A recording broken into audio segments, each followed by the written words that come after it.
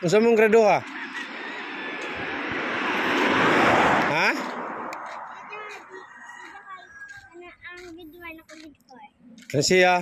Grade 1. Grade 1. Ya ikaw? Grade 4. Grade 4? Unsa may gamit nimo sa imong eskwelahan nga ballpen ka o lapis? Lapis ikaw? Ballpen. Ballpen sa ka? Nako ihatag ninyo nga ballpen ha. Namoy baon wa? Palitan pa mi ni mama. Baon nga unsa man kana pagkaon? Ikaw? Palitan ko. Igsoon mo duha igsoon? At taga diri ra mo. Layo pa ninyo eskwelahan dai, baktason pa. Ha?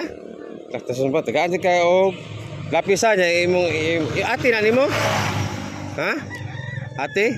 O pagkuha diri og kuano, pagkuha diri og kanang lapis. Kaya kuha. Oh, imo na ha. Uy. Oh, gi kuha. Imo ballpen, kuha imo ballpen. Ballpen mo ha? Oh. Sige kasulti nimo? Salamat.